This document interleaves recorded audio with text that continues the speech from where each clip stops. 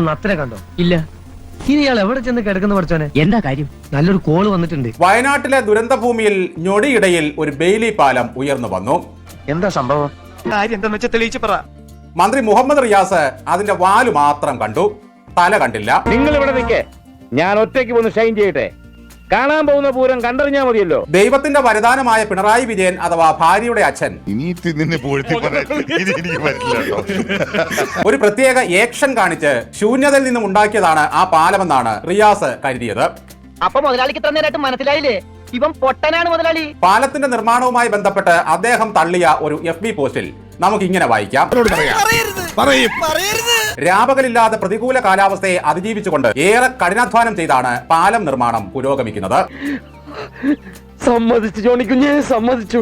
എത്ര ജാഗ്രതയോടെയാണ് അദ്ദേഹം ഈ പോസ്റ്റിൽ നിന്നും സൈന്യത്തിന്റെ പേര് ഒഴിവാക്കിയത്. നിന്നാണെന്നാ ഉള്ള പറയാല്ലേ, നീ പുലിയാണ് കേട്ടോ. അമ്മായിയച്ഛൻ വിഴിഞ്ഞത്ത് ചെന്ന് വികസന വിജയനായപ്പോൾ ഉമ്മൻചാണ്ടിയുടെ പേര് മറക്കാൻ കാണിച്ച അതേ ജാഗ്രതയിലാണ്. നിന്റെ ഐഡിയ കൊള്ളാം. നെയ്യപ്പം തിന്നാ രണ്ടാഗുണം, അപ്പം തിന്നാം കയ്യിലാവുന്ന എണ്ണ തലയിലും തടണം. മരുമകൻ ഇന്ത്യൻ സൈന്യത്തിന്റെ പേര് ഒഴിവാക്കി ശൂന്യതയിൽ നിന്നും ഒരു പാലം പൊക്കിക്കൊണ്ടുവന്നത്. ഇതെങ്ങനെ സാധിച്ചു? നിസ്സാരമല്ലേ? 10 പൈസ കയ്യിൽ എടുക്കാനുമില്ല, നാടാകെ നാട് മുഴുവൻ കടവും. എന്നാലും അച്ഛനും മകനും നാട് മുഴുവൻ വെട്ടിപ്പിടിക്കുകയും വേണം. എന്തായാലും നല്ലോണം വയറു നിറച്ച് പൊങ്കാലപ്പായസം കിട്ടിയതോടെ മഹാമനസ്കനായ റിയാസ് അടുത്ത പോസ്റ്റിൽ ഒരു വലിയ സൗജന്യം കാണിച്ചു. പൊതുജനം സാറിനെ കാർക്കിച്ച് തുപ്പും, ചാട്ടവാറ കൊണ്ടടിക്കും, ഉടുതുണി ഉരിഞ്ഞ് റോഡിലൂടെ നടത്തും. ഇന്ത്യൻ സൈന്യത്തിനും ഇതുമായി ബന്ധപ്പെട്ടുള്ള സർക്കാർ സംവിധാനത്തിനും റിയാസ് നന്ദി പറഞ്ഞു. അതെ, ഓ എന്തൊരു മഹാൻ. എങ്ങനെയുണ്ട്?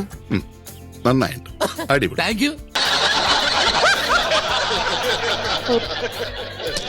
ബെയിലി പാലം നിമിഷാർത്ഥം കൊണ്ട് ഇരുകരയും കൂട്ടിമുട്ടിച്ച സൈന്യം ഭാരത് മാതാ കി ജയ് എന്ന് വിളിച്ചാൽ റിയാസിന് അത് സഹിക്കുമോ? ഇവിടെ ആരെങ്കിലും കേട്ട എന്റെ വില പോവില്ലടോ. പോസ്റ്റ് ഇട്ടപ്പോൾ ഇന്ത്യൻ ആർമി എന്ന് ഒരിടത്തും പരാമർശിക്കാതെ പോയ ആ നല്ല മനസ്സിനെ പറ്റിയാണ് നവമാധ്യമങ്ങളിൽ ചർച്ച നടക്കുന്നത്. ആരും കള്ളന്മാരായി ജനിക്കുന്നില്ല, സാഹചര്യമാണ് അവരെ അങ്ങനെ ആക്കുന്നത്. ബെയിലി പാലത്തിന്റെ നിർമ്മാണവുമായി ബന്ധപ്പെട്ട് സർക്കാർ സംവിധാനത്തിന് ഒരു പങ്കുമില്ല റിയാസെ.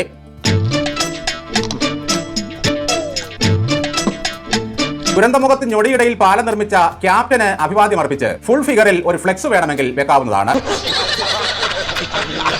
അമിഴ്ന്നു വീണാൽ കാപ്പിടി മണ്ണ എന്ന മട്ടിൽ എന്തിലും രാഷ്ട്രീയ മുതലെടുപ്പ് നടത്താമെന്ന് ധരിച്ചേക്കരുത്. പക്ഷെ ക്ഷമ പരീക്ഷിക്കരുത്, എല്ലാത്തിനും ഒരു അതിരുണ്ട്. അയ്യോ, ഇതെന്ത് കഥ? അപ്പ കണ്ടവനെ അപ്പാന്ന് വിളിച്ച ഔസേപ്പച്ചൻ, അത് തന്നെ കഥ. അപ്പൊ നമുക്ക് വൈകുന്നേരം കാണാം.